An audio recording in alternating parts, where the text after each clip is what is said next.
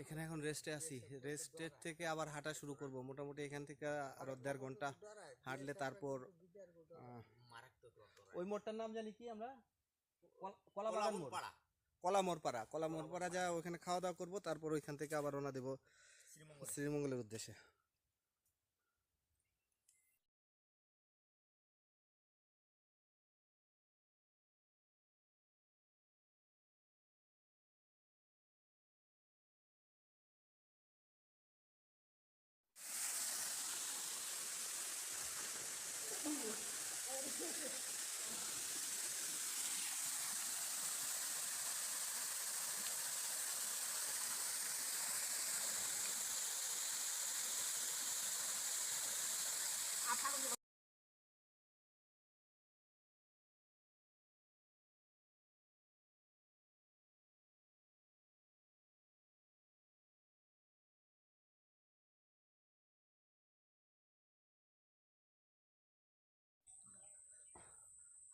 হামামের পর্ব এখানেই শেষ।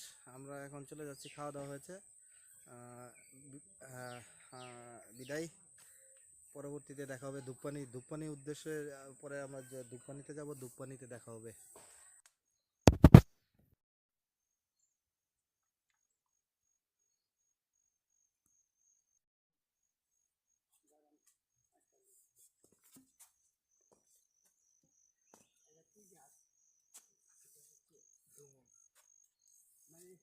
ফলের গাছ নেই, ফলের কোনো গাছ নেই।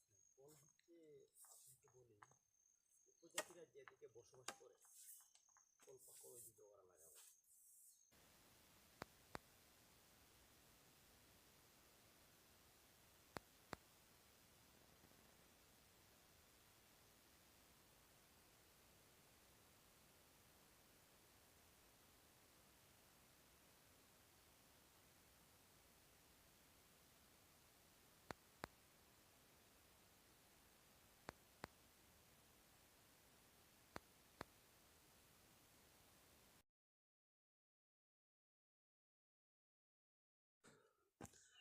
এখন আমরা মোটামুটি হামাম ঝর্ণার 3 ভাগের 2 ভাগ চলে আসছি।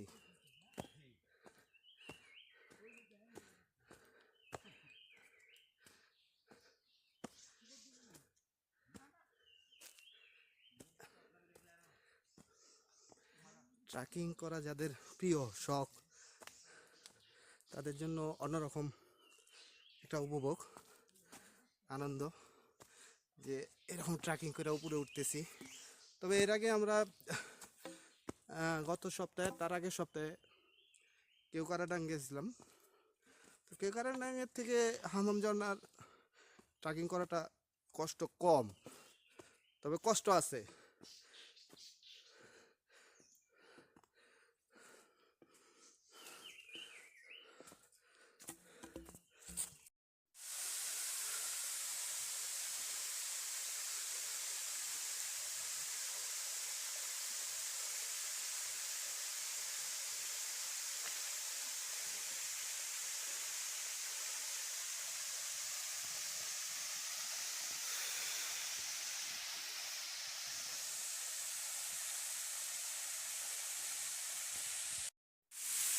আড়াই ঘন্টা ট্রেকিং করার পর অবশেষে হামাম ঝর্ণায় আসলাম। কিন্তু এই সময় যে ঝর্ণার অবস্থা, তাতে মনটা অনেকটাই খারাপ হয়ে গেছে, কারণ ঝর্ণার পানির অবস্থা খুবই খারাপ। পানি একদম, ওইখানে গোসল করার জন্য নামারও ইচ্ছা ছিল, কিন্তু এত কম পানি দেখে আর মন ইচ্ছা করতেছে না নামি।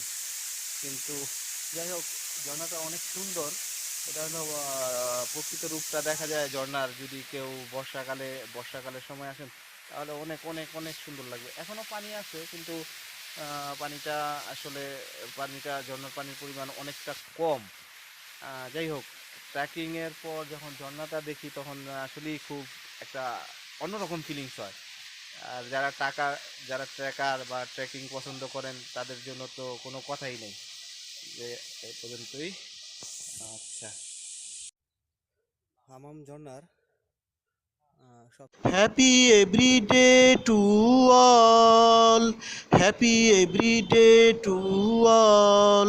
প্রতিদিন সব সৃষ্টির মঙ্গল হোক, প্রতিদিন সব সৃষ্টির মঙ্গল হোক।